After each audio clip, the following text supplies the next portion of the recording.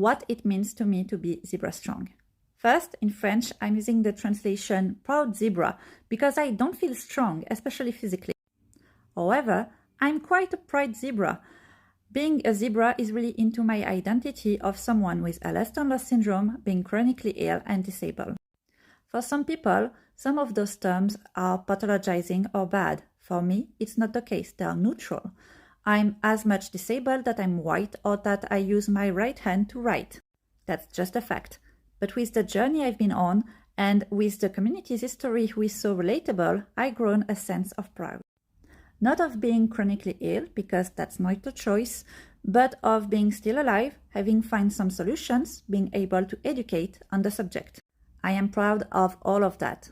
It allowed me to transform something painful, being suffering of a disabling and incurable illness, into something that makes some sense.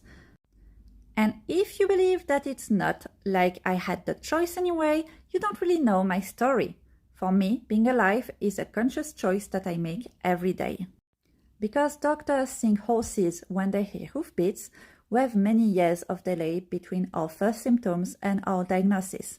I was the first person in my family to have been diagnosed with EDS.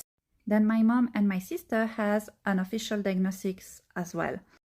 With what we know of our medical history, it's clear that my grandma also had EDS, that my great-grandma had it too, and that other people in this giant family tree have Ehlers-Danlos. We are talking of a genetic condition that we have from birth. Yet, it's only 100 years after my family developed EDS symptoms that we learned about this condition. And the only reason why is that I was ready to do everything for a better quality of life in 1 year, one last year, giving the chance to have some answer before being out of this life. It was serious. And it's only then that the door opened to answers. I can't think of how many people lost their lives because of medical failing. That is what it means to me to be zebra strong, having survived from the pain, the denial, the mistreatment, the gaslighting, and still be here. That's having bring answers and solutions with my lived hoofbeats for me and my family. That's my bright eyes and my sharp ears seeing the sign of hypermobility, and after listening to the painful stories of my peers, asking, have you heard of Ehlers-Danlos syndrome?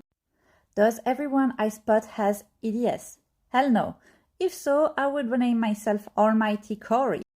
But do people act surprised about how much precise are my questions?